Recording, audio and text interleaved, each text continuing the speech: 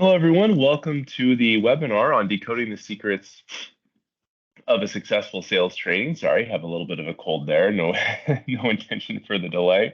Thanks all for joining. We're going to get started in just a minute or so. We're letting people close up their last meetings and join this meeting. So thanks everyone for joining a little bit earlier. I really do appreciate that, and we look forward to getting started here really, really soon.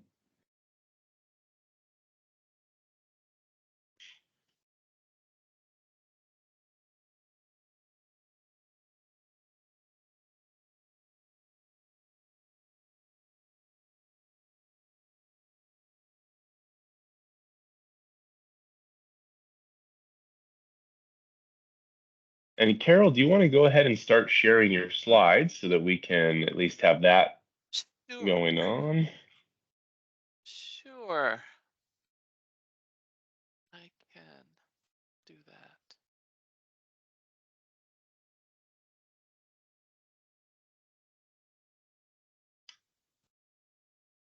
And as you can tell by my flamingos, I am in northern Florida. That's in the Nature Coast, Citrus County, and it's right on the Gulf where all the manatees go when it gets cold in the winter. So if you ever see a news report about manatees, it's usually right near where I am. So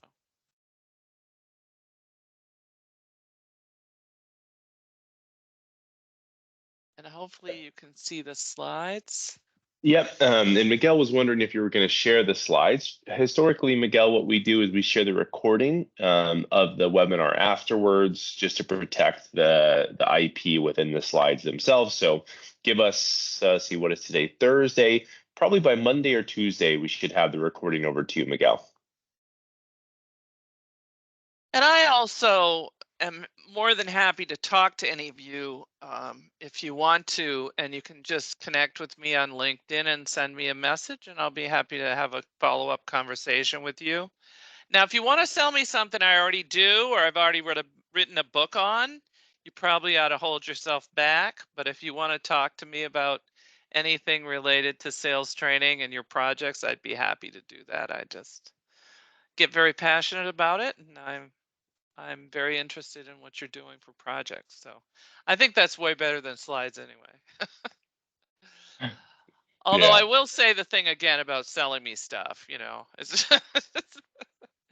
does get a little, like, have you ever thought about sales training? Yeah, kind of. Well, So, I think let's go ahead and get started. We're two yeah, minutes past now. yep. Thanks everybody for joining the webinar, the Sales Talk and Decoding the Secrets of a Successful Sales Training. I'm Nolan Hout. I am your host of the session today with Infopro Learning. Joining me as well as Carol Cohen, who will be taking us through this presentation today, who's also with Infopro Learning. For those that aren't familiar, Infopro's been in this space for just about 30 years, offering a wide range of services in the learning space. Usually, if you're talking about unlocking the potential of your people to transform their business, more than likely we are a company that can help you with that. Now, this is Teams, Microsoft Teams webinar platform. You have lots of options. You can chat, enter things in the chat. If you have a particular question, definitely you can use the Q&A field. You can raise your hand as well. We do have the option, which is actually, I came to find out this morning, it is Carol's dream. One of her two dreams is that she hosts a webinar in which the attendees can actually talk back at us instead of us just talking at you. So if you raise your hand, I believe I should be able to unmute you and we can actually hear from you as well. I'm not going to unmute the whole lobby because you know how that is. We have to tell people, oh, you're not on mute, and we have that whole business going on. But please do raise your hand if you'd like to ask a question, have a comment, anything. You're fulfilling Carol's dream by doing so. So please do that. And without further ado, Carol, I'm going to hand it off to you. I'm going to be in the background moderating and hosting the session. Thanks again, everyone, for joining. Great. Terrific. Thanks, Nolan. Yeah, he said my two dreams, so I'll tell you what they are in case you can facilitate them. the first dream is that when we do a webinar, that the people in the audience can unmute themselves and they can talk to the speaker, and that has been my dream for decades. My second dream is that one day I can walk into a restaurant and I can order a Diet Coke and my friend can order a Diet Pepsi and we can sit side by side drinking our two sodas. That I think world peace comes first. But I did in the Tampa airport go in and I was able to order Pepsi and Coke, and that was just last week. So I think maybe that dream is going to come true. So today I'm going to talk about decoding the secrets of successful sales training. And what I'm going to try to do, and I will warn you, I am so passionate about this topic and I just get talking and I just talk forever. And I'm going to try not to do that. So we leave a lot of time for you to ask questions and share some of your experiences as well. So uh, Nolan's already mentioned this. This is the tell them what they already know slide. But the idea is that I really do want you to engage in a conversation. I'm looking forward to hearing from you, and I believe you should be able to unmute and speak up. You can also use the chat, and if you just want to throw down some ideas that we can discuss later, that's good too. I'm really excited about that. Now, a little bit about me. Been around for a long time. And I started out as a high school teacher. I'm a fourth generation teacher. My daughter's a fifth generation teacher up in New Hampshire, teaching music on the high school level. I felt like, there was a point in my life after working in sales training for a long time. And by the way, accidental instructional designer. I started working in instructional design for digital, if you can believe it, and found out that most people don't want to do sales training. They find it complicated and difficult and challenging and all that.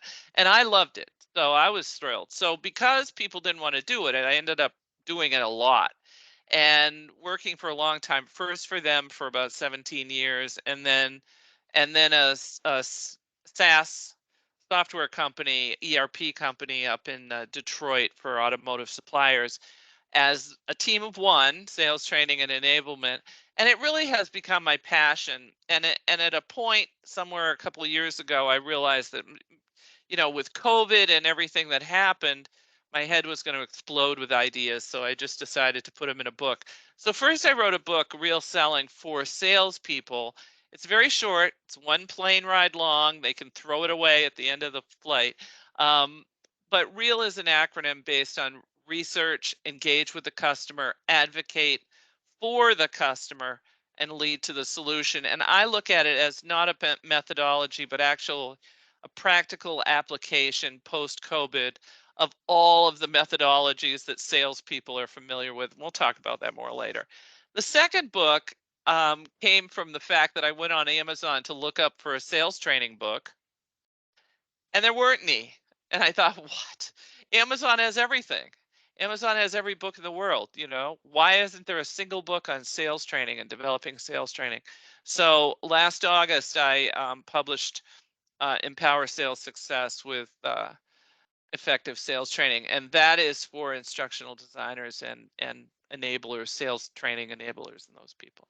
This is just a little bit about what we offer, and I'll frame this up as I established the sales training practice based on what I always wanted to buy when I was engaging with vendors and I could never buy.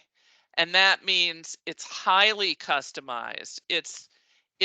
This whole notion of sales skills are over here and what they call sales training, but it's actually product training is over here. And then salespeople have to connect those dots.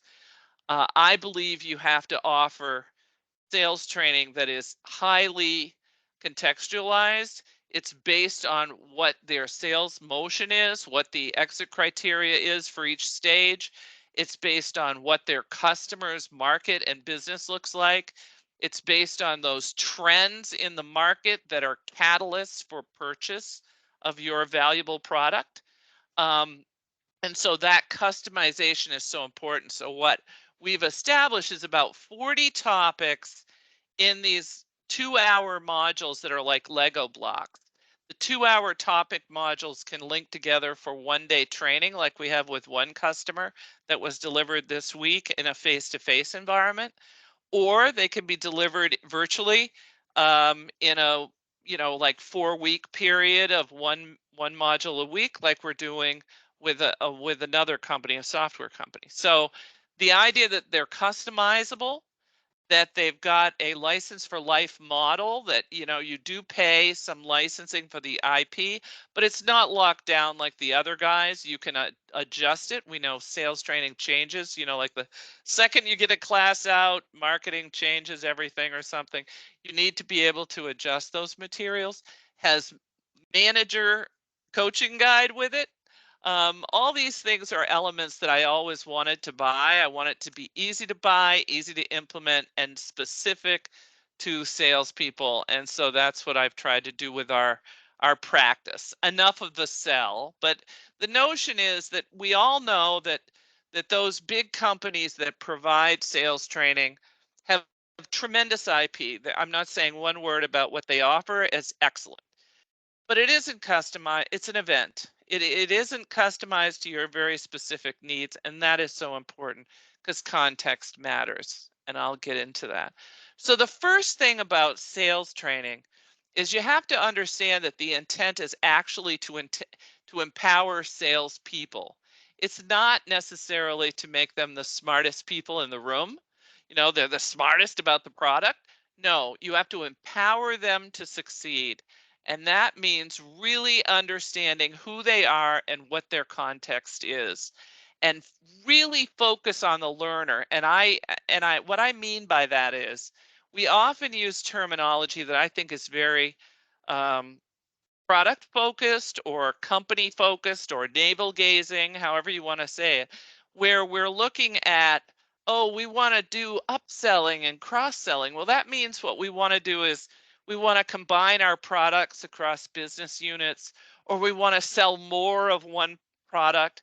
Well, that's really looking at ourselves. That's figuring out ourselves. We need to physically turn ourselves around and think about, what is the context of that salesperson in conversation with the customer? And when we think of it that way, and we think about all that stuff in our backpack, we use different terminology. We talk about expansion sales, meaning expanding the business of our customer. We mean being a partner to that customer and understanding what that complicated conversation is to build that relationship, because that's where we are post-COVID. I mean, I know, I don't go into stores anymore. They limit my selection. I mean, I can buy just about everything online, and if I can buy it in a transactional way where I sign up for it without a salesperson, I will. And there are certain things that I need a salesperson for. And when I need a salesperson, I want that person to be consultative. I want him to understand what my goals are and my needs are. I want him there for the long term, that I can call him back. That's that context, and that's what we want to tap into. And it's really been accelerated because of COVID. And it's made it so anything that was sort of called consultative but still transactional has to be consultative now. Now, I want to talk about the mythology around salespeople. And even last week, we were in with a prospect, and the first thing he said was, well, salespeople have no attention span. So we have to get our training to be like gamified. And I thought, well, that's myth number one when it comes to salespeople. It isn't that they have no attention span, and I abhor the notion of throwing around medical terms when you're not really authorized to use diagnosis, but you hear all the time that, oh, they have ADD. They don't. They're very precious about their time, and they care very much about success with their customer. And they don't care about wasting their time, and they don't care about hearing something they already know. So that puts the onus on us to be more interactive with them, give them things that empower their success. Think about them as really, maybe you can call them picky, or you can call them like challenging, but what they're really doing is, and I'll tell you, if you go in with a traditional class and you start unloading the agenda and you start going through everything they're going to do and the format of the class and all these things, somewhere along the line, one of those sales guys is going to say, you know what, can I have your slides, because I have to go make a customer call. Now, what they're really doing is they're not saying to you, I don't have any attention span, so I can't pay attention to this. What they're saying is, I don't really care about your agenda. You're not giving me anything that makes me successful, so I'll read your slides and I'll be good. And so you really have to think about that and debunk that myth that they're the problem. You need to be totally engaged in their context and have the total intent to make them better. Now, the second myth is that they're coin operated. Like if I just give them a buck or something that they can get a prize for, I can give them a gift card for Starbucks, or I can give them some prize. Like I even had a vendor send me a message last week that said, I'll give you $100 gift card if you let me listen to my presentation. I sent back a thing like, so your product has no value whatsoever. You have to pay me to listen to you. It's like that. We all love gifts and we all love gift cards and all that. Give me one, give me some money. I love that. But the reality is they're success driven. And if you give them things, even small things, hints, any kind of learning that will make them successful, they will come back again and again. If you give them a job aid that helps them, they will tell their friends. They're absolutely success driven, but they are risk averse. So if you give them something new, they might not just try it immediately unless you practice it. They will make sure that it doesn't disrupt what they're already doing. And you probably heard it from salespeople already. Do you need any training? No, I don't need any training. I already know what I'm doing. Do you need a new methodology? No, I have a methodology that works for me. Well, what they're really saying is, I'm risk averse. I don't do anything to mess me up, knock me off the horse. So that means we need to provide practice opportunities. And we also need to think about it as little nuggets of success. And I'll give you one. So we paid a lot of money for a guy to come in and do a training with our pre-sales team at my last company. Now he's now working for our real selling as an instructor, by the way. And he did a whole class about what they should do for pre-sales. It was a great class. But in the middle of it, he said, one of the things you can do is include a POW in your invites to your prospects. And a POW means you put the purpose of the meeting, you put a little agenda, like 2 or 3 things you want to talk about, and then the outcome you hope will happen. You hope you'll have a second meeting. You hope you'll expand the number of people that you can talk to or something like that, or set up a proposal or whatever. Well, one of the guys did it. He sent it. He was meeting with the CEO. He was nervous about it. And he sent that POW out in the invite in an email. The CEO himself answered immediately and said, that looks fantastic. Can we talk about these 2 other things? Now that's gold to a salesperson. It's also gold to the trainer because he gave them that little advice. Somebody tried it, risk averse people heard about that success, and now they're all trying it. And the joke was, yeah, you pay $10,000 for a class and you get this little advice about the POW. But that's what I mean. You need to think about their context. What can you give them that helps them tomorrow?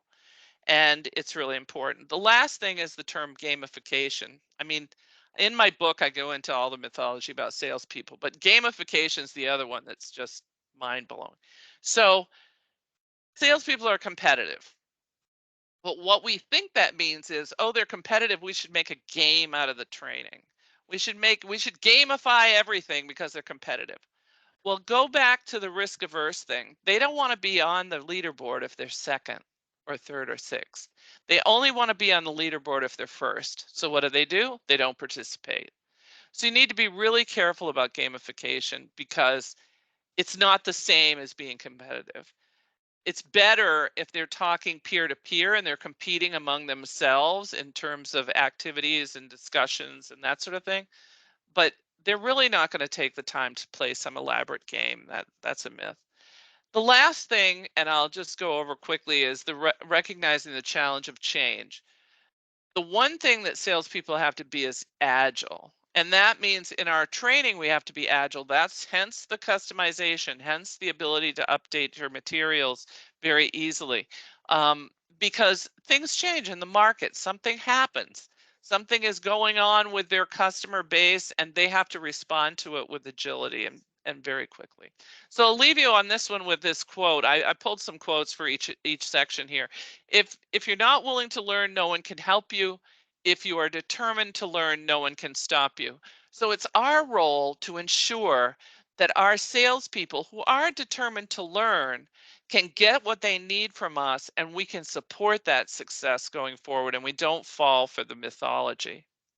Now, the second thing to think about, and again, this is driven by COVID for the most part, is customer centricity. Companies everywhere are doing this right now. They're trying to make themselves more customer centric. They're trying to establish a line of sight from the CEO level all the way to the end worker out in the field or whatever. And they're trying to make themselves more customer centric. And of course, salespeople have to be customer centric. But what happens in our training? We end up doing a lot of product focused training. We do a lot of internal terminology, like I said earlier, like upsell and cross sell that are very internally focused. We make our intent we make our intent about closing the deal on Friday or getting another one this quarter or making our number. All those things are internally focused. And what we want to do is shift that intent. And I mean, it's literally a visceral, physical intent change to move yourself from internally focused to customer focused. And it's not the same as the customer is always right. It's my intent, and this is what happened to me when I went from teaching high school to working in a corporate setting. I sat in that cubicle the very first time and I said, like, what am I doing?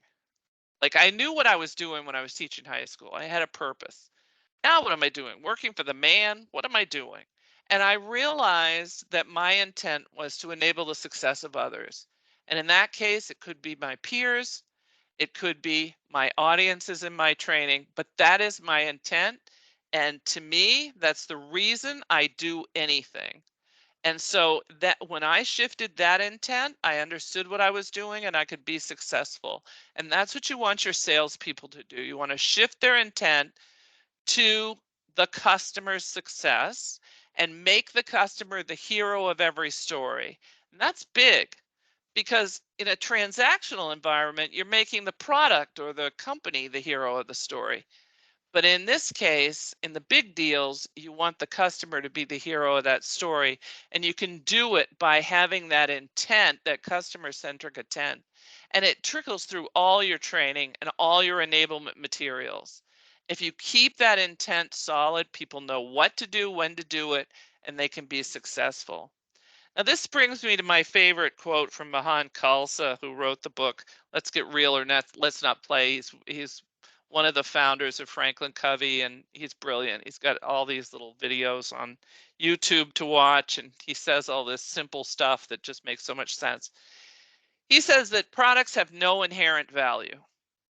And it's kind of a shocking idea to think about, but they don't. They don't have any value except in the context of somebody using them, right? Somebody needs them, somebody's business requirement. And that can inform your whole training of value to say, why does someone care? And I look at it like a little chart, like here's the features, those are found in the manual, here are the benefits, they're found in the advertising. But when you get to the value, it has to be in the context of the customer. And there has to be a reason. And I always give this example. I call it the drill bit, kind of a play on words there. If you think you need a drill and you go to a big hardware store and you meet up with a sales guy who's standing there and you say, like, I need a drill. And he starts going through all the different drills and all the different features that they have and how great they are. You still don't know what to do. So you go home without your drill. And the second day you go back and you meet a different guy, and the different guy says, well, what are you trying to do? And you say, well, I'm trying to build a swing set 150 feet from my house in the blazing sun, and I need to screw in about 1,000 screws, and I want to use a drill to do it.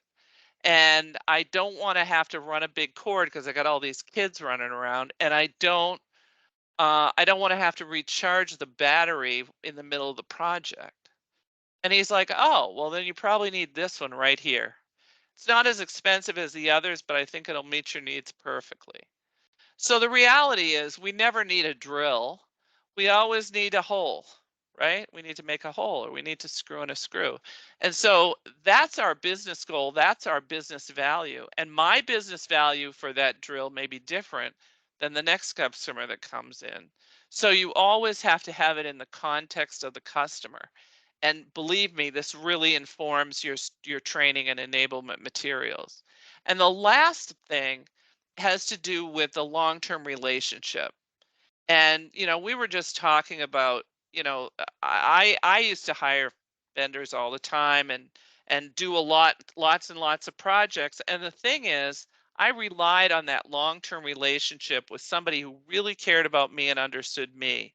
And that's why when I look at the real selling model, the research is so important. Understand what the mission is of the company, understand what the context is of their business, what's happening in the news, subscribe to their industry news services so you get triggers and alerts when things are happening in the market that might be catalysts for sales. So you think about these things as you're designing your training. Now, I mentioned earlier that there's a changing environment. You have to be able to customize to their very specific sales environment, and that environment may be changing organizationally. It may have new um, a new sales cycle or a new CRM they're using. A lot of times, a CRM like Salesforce will have verifiers for each stage, and they have to sort of adopt that. And of course, they're resistant to change, risk averse, all those things I said earlier. So here's something. I woke up the other morning um, thinking about this formula that I thought was really cool. And I thought, I must have stolen this from somebody. Like it's so cool. It must be something I read somewhere. I searched everywhere. I couldn't find it. So I guess I thought it up. My theory is you're welcome to use it 3 times. Please give me credit. And then after that, you can have it. A plus B plus C equals D. So in order to develop any training, and especially sales training, follow this formula. So start with A, the audience. Who are they? What is their context? What are they trying to do in terms of supporting their customers? Who are their customers? Just look at it contextually.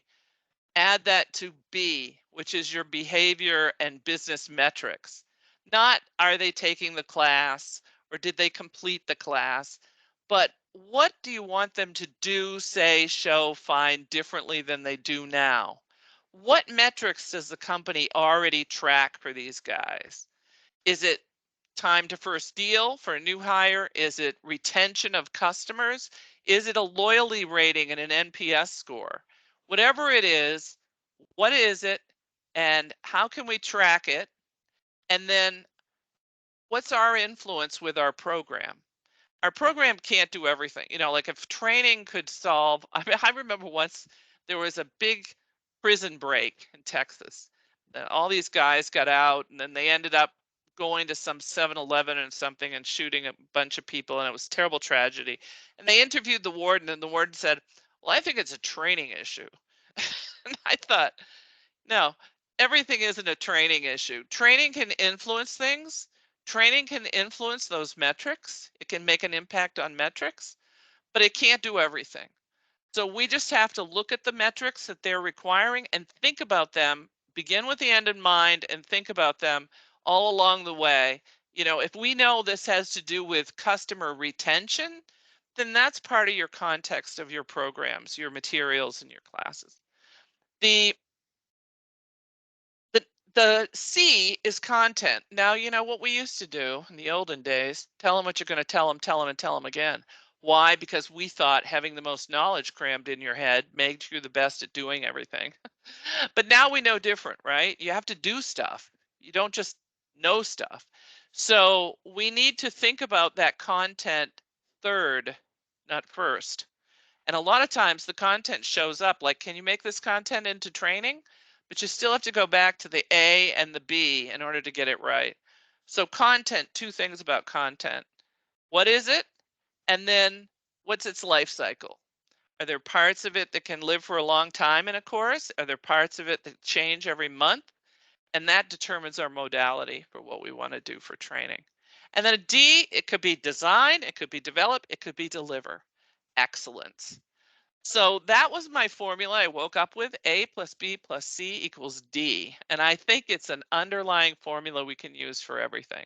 And I mentioned the content life cycle, and all that means is salespeople need the right information at the right time at their fingertips. And so we've got things we train them on and resources that we make available to them, tips we give to managers to help them make the most of stand-ups and weekly meetings or monthly team meetings or one-on-ones, so that everything is leading to what they need right now. And that involves understanding that life cycle. And then the last thing is, of course, they've all had to change to hybrid communication and that sort of thing. And we need to embrace that as well and ensure that we're modeling that. So here's a little something from my friend Jeffrey Gitomer. He's written a whole bunch of books. I've worked with him a bunch of times. He's quite a cool cat. But anyway, obstacles can't stop you. Problems can't stop you. Most of all, other people can't stop you. The only one who stops you is you.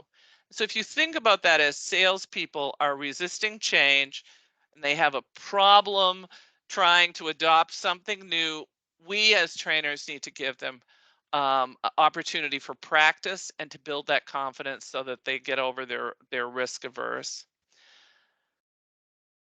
Making decisions for the long term is really about you. It's how do you figure out what those programs are, what those learning strategies are for your salespeople. Begin with the end in mind. Use that formula. Establish something that is scalable, something that can respond quickly to change, something that can be, from beginning to end, like new hire, all the way through, like new hire to continuing ed. Be open to the idea that maybe you need a sales talk like this once a month with them, and you need to facilitate that. Like as a training professional, you need to be flexible about modality, flexible about the audience, responsive to the audience. And so I've already mentioned this focusing on scalability and a maintenance plan, because they'll look at something and if any aspect of it is out of date, they'll throw it away, and then you'll have a reputation that your training isn't up to date. And I'll give you one quick example. So we did a learning strategy for a big global company that has had all kinds of sales training. Of course, it was in Flash, so it was going to go away. So we were recreating it. But I went in, and I always say, he who opens the file wins. I went in and started looking at the training, and right in the middle of a very generic, this is what people do with our product kind of e-learning. Right in the middle of it, there was a spec sheet for one of their big pieces of equipment. A spec sheet from like 6 years ago. And I looked and I was like, who thought it was a good idea to put that in there? Because the second you hit that, it's out of date and they throw the whole training away. So be very cautious about that as you're building for scalability. Now, the one quick question about the licensing thing. We've all spent our 6 figures with the big sales training providers, but they have licensing agreements that are so restrictive. They'll turn off access at the end of the year if you don't get that funding.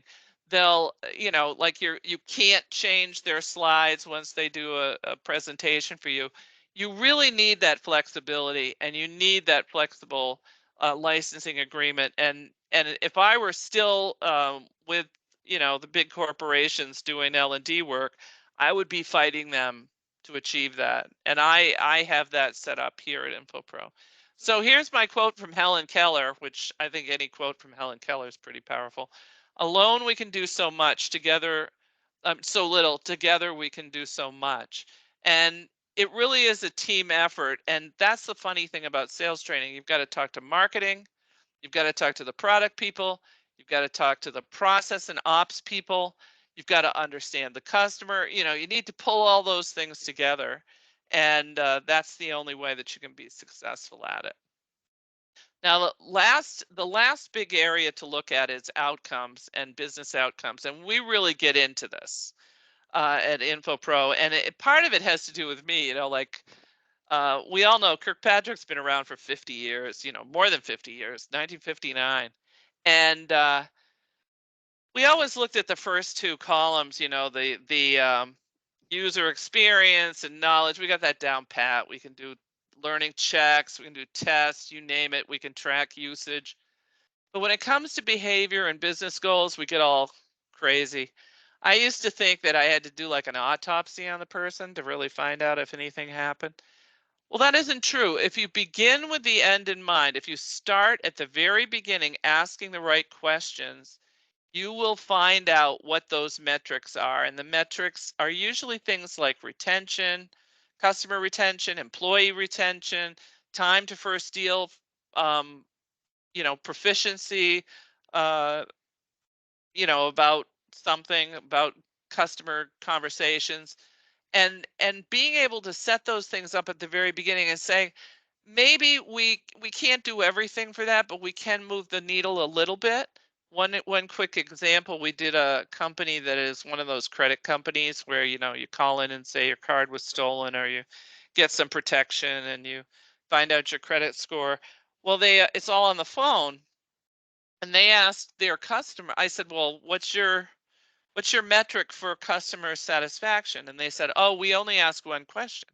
We ask, would you hire this rep?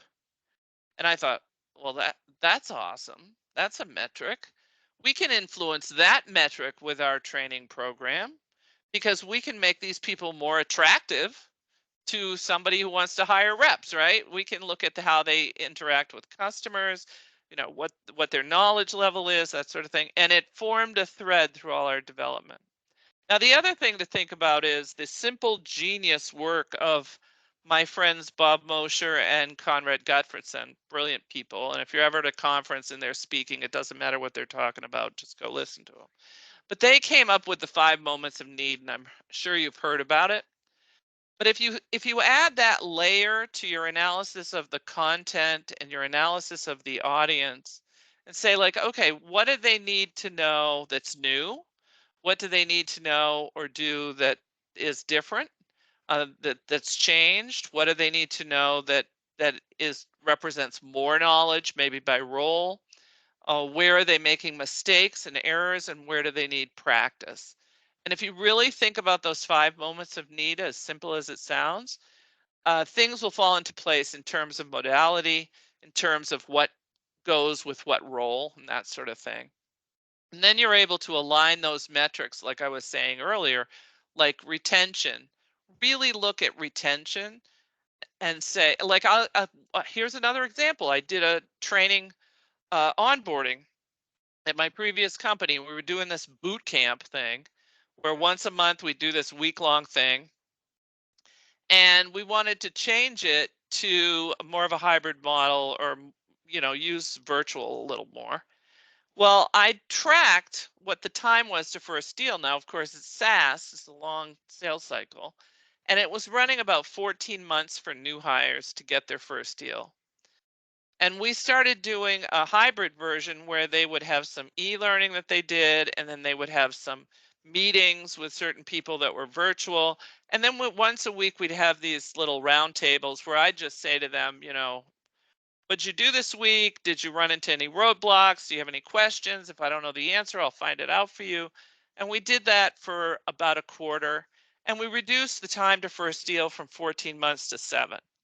So if you really look at what are the metrics, what are the 5 moments of need, what do people need as human beings in order to move their own needle, and you can align to those business goals, there's 2 good outcomes. One, your learners get big success, and another, you get all kinds of funding for training projects and you win awards. So that's all good. And finally, enabling the opportunity to practice and talk to each other is critically important. The days of the sage on the stage, which I'm kind of doing right now, which I apologize for that,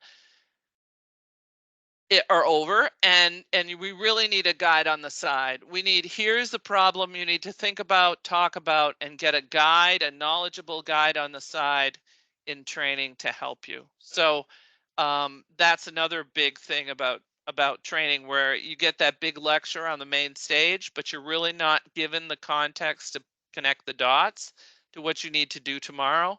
That's what you need your instructors to do now, even if it's a virtual, where they're a guide on the side and helping them discover on their own how they can change going forward. Which leads us to the final thing, which is enabling practice. Carol, Being Carol, one question. I've heard you say that myself multiple times, the sage on the stage versus the guide on the side. Can you give me an exact? I've now finally decided to ask the question. What does a guide on the side actually look like in the real world, right? Like, how do we stay connected to these people throughout their days and be there when they need them, when they don't think to come to us for that help? Like, they would rather go to their sales managers or whoever it would be. What does that look like in practice? Well, that's a good question. So well, I'll tell you what the sage on the stage looks like. Blah, blah, blah. I'm the smartest people in the room, and if you need anything, just ask me. Right. And that model is like, if you just be me, you've got it going on, you're fine. But the guide on the side is doing two things at once. One is in the class environment, whether it's virtual or face-to-face, they're enabling student-centered activities and discussions for which they are offering advice to course correct. So for example, let's do an empathy map about our customer. Let's put things up on the wall about what they think and feel and what is going on with their business right now. And the guide on the side is saying, what are you seeing as real big difficulties with your customer? And as they're talking to each other, you're guiding them through to have these epiphanies about that. Now, the second piece of that is the part you were asking about at the end. And so how does that continue on? Well, it continues on because we create those enablement tools. We create that manager. I mean, for every module that we have, we create this one pager for managers that says, like, this is what they learned, 4 or 5 sentences. Here's some questions you can ask in a team meeting. Here are some tips you can give on a one-on-one that associate with that. And if you need any help, I can be there for you too. So you're really acting, it's not like professional coaching, but you're really acting as a teaching guide, and you're trying to enable them to answer their own questions and have enough tools for them to get those answers. The guy on the stage is great, but it's an event.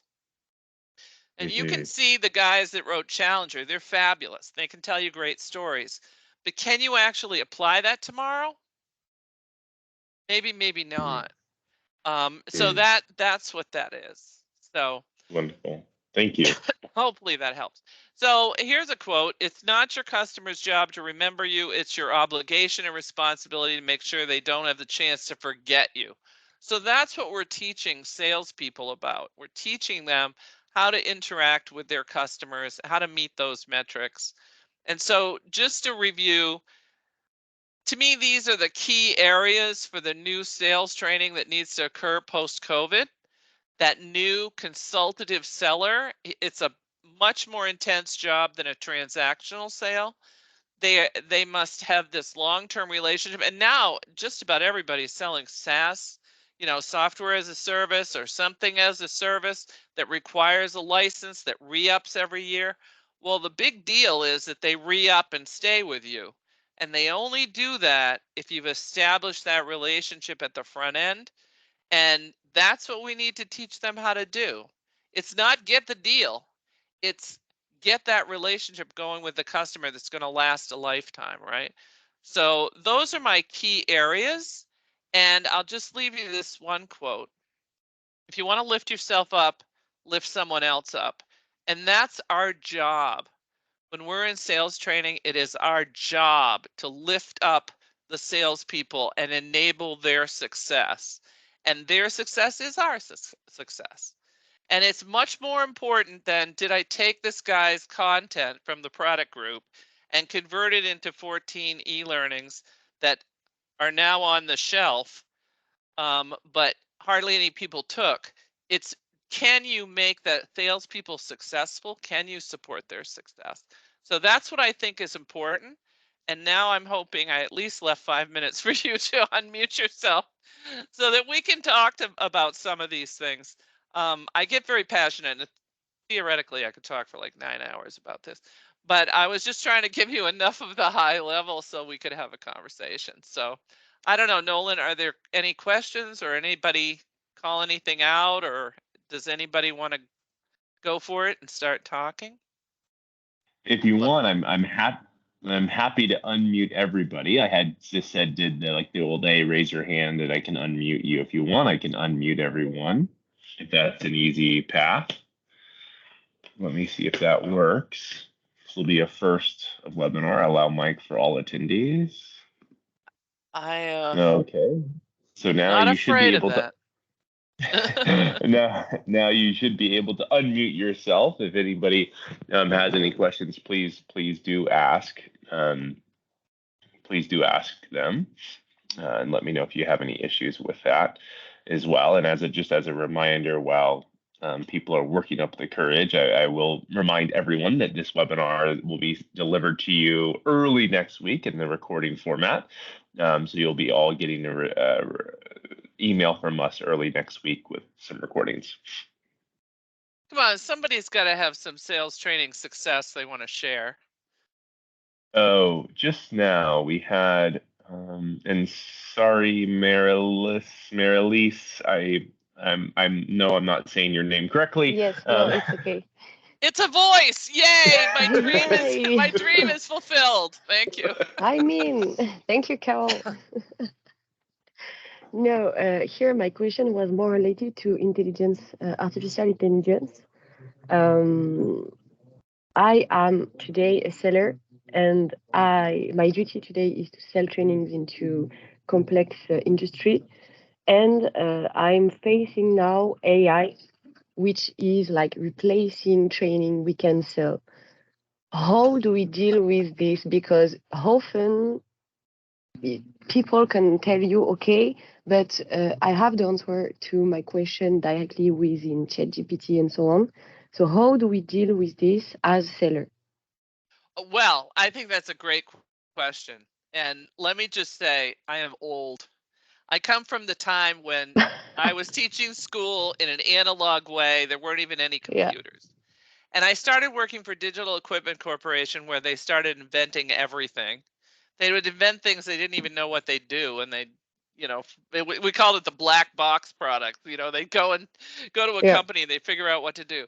And then they came cell phones, and then they came wireless, and then they came everything. Well, we used to always say the quote, with this technology, all the teachers will go away. And the technology that stirred that quote was film. Okay, teachers are not going to go away. What we do is not going to go away. We just have to adapt to what say ChatGPT can do for us. Now, I can tell you one thing it can do for you. It can make the quality of your customers, your student-centric training in terms of the scenarios and questions that you ask them in tests, scenario-based questions, much better, because you can use AI to develop your first draft, like you have a little intern. Yeah. And looking at a blank page is very hard to create that stuff. But the reality is we always need humans. And every time new technology comes out, everybody like goes overboard and says like, oh my God, the whole world's going to change. No one's going to have a job. We're not going to do anything. Well, it's not everything, because all it's really doing is it's gathering from the past what has been posted, and that's fantastic. It's a big helper to us. But the reality is, if you think about A plus B plus C equals D, it's really only the C. Yeah. You have to understand the A and the B, and that's a human function. And one last thing. I read this big article about New Year's resolutions, and it said we should make better New Year's resolutions, and one of them should be we should make the world happier. And it was like, what? How do you do that? And it said, well, the way you do that is hugs. People need 8 hugs a day to be happy. And so by facilitating hugs, and I think of a hug as a conversation with like-minded people, support, like think about the physical human factor associated with learning that people need to be happy and successful. And AI isn't going to replace that. I mean, Great. we're still getting on the phone and getting lost in a robot menu, right? Yeah, I mean, right. until they fix I that, understand. I don't worry about ChatGPT. I understand because you see, you were talking a lot about the COVID era, but I guess we are very far away this period because they were requesting a lot of e-learning before this period, and Right. now people are mostly requesting like classroom and mainly also virtual classroom for worldwide accessibility, let's say. Exactly. So yeah, thank you. Yeah, the COVID thing, everybody was saying like, oh, COVID's the big slowdown, it's the big stop. I'm like, no, it isn't. It's the accelerator. All of a sudden, we're all on virtual calls. We're fine with it. We're all fine working from a home office for the most part. We're fine. I've done it for 20 years, but people got on board, so you're absolutely right, but we have to adjust our story. And we have to leverage it. I mean, I'm telling you, you can create a much better scenario-based test question by asking ChatGPT to start it for you. Right. Than looking at a blank page. Right. And we have another I see a question. hand up. Ryan Newton, you're welcome to unmute yourself, I believe. Yeah, no problem. Thank you very much. Great training there, Carol. Appreciate it. We're one of those companies that are looking to make that transition from, being transactional to being more customer centric, being more consultative, and providing value. My one question to you is, like, as we're delivering old training, do you have any tips on how to start to integrate new ways of thinking and update the training content when you're bogged down in the trenches of delivering the old stuff? Yeah. Well, well, first of all, if it's live, if it's face to face or it's virtual, you got to embrace student-centered teaching, and you got to let the students talk about their situation and then guide them to what you're going to say rather than just lecture to them. That's the easy one. The other one is stories. It's got to be in context and stories and scenarios and that sort of thing. And we do get kind of tied to operations and methodology or product knowledge, but it always should be in the context of that customer. And especially if your company is making its mission to be more customer centric, then you got to turn your class around into a customer-centric discussion, whether it's your product training or not. Like what are like the drill bit? What are customers doing with your products? Why do they care? What's happening in the market? And I like to use the word catalyst. Like what's going on with market trends and the industry that is a catalyst for them buying the product that your sellers are selling. So that's the way I look at that. Thank you. You guys are fulfilling my dream by asking questions like this. Well, you're lucky. Thomas, go ahead. We've got a question from Thomas Gill. You're welcome to unmute yourself and ask. Thanks, Thomas. Hello, thank you very much. I'm a learning designer, and we're currently doing a learning module regarding a product that we sell.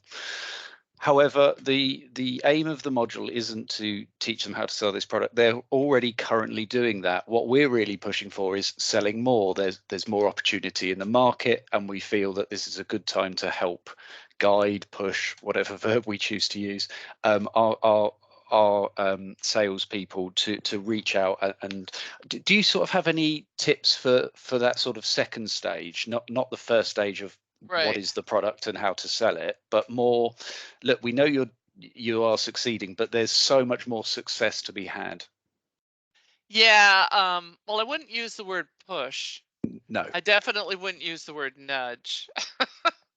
And I wouldn't give them one of those apps that pings them every 15 minutes and asks them if they talked about your product yet.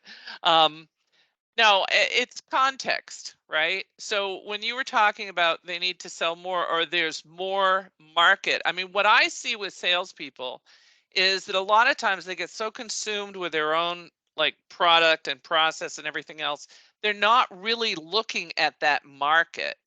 They're not really looking at the expansion in the market or the expansion. And here's the thing. So I did this thing I called directed collaboration, or so I called it something. Anyway, we had a coach kind of person send an email to a sales team and say, think about this week and do something. And at the end of the week, send us an email what you did. So the homework that week was I read this article about how this is what vendors want to talk about. This is what customers want to talk about. And one of the things customers want to talk about is what they already bought.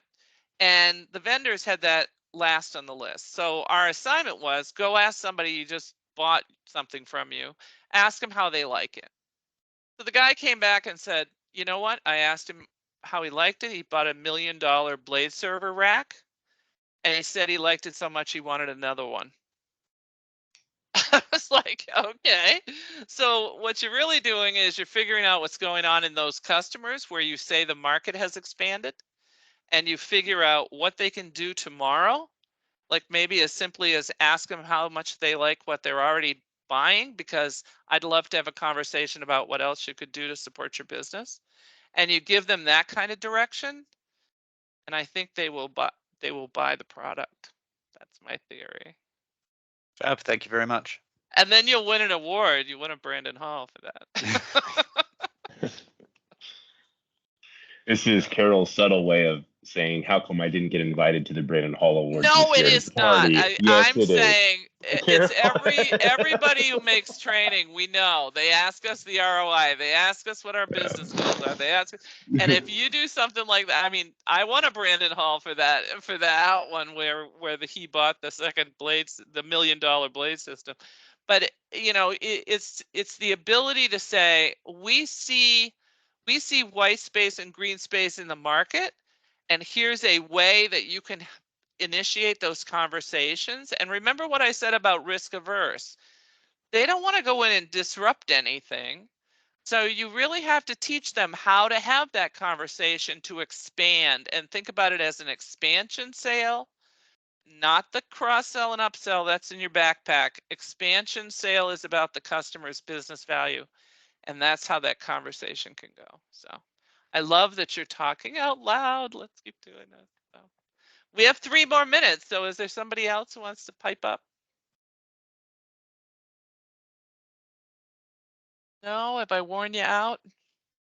Well, like I said, you can contact me on LinkedIn if you want to set up a time and just have a conversation about what you're doing and talk a little more about this.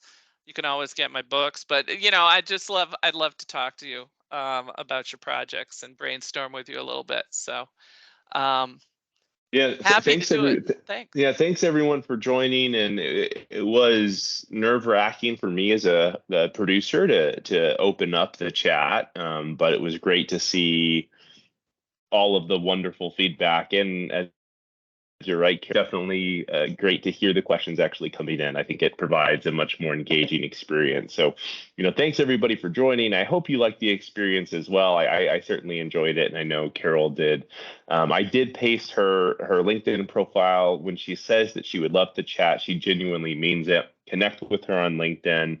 The book that she wrote, both books are really good, but the Empower Sales Success is one of the only ones out there that I've seen meant for people whose job it is to do sales training versus to do in sales. So really, really cool. Great stuff, Carol. And thank you all for joining. Thanks Infopro Learning for hosting it. And we hope to see you all again soon. Yeah. Thanks. All right. Thanks very much. Take care. Bye.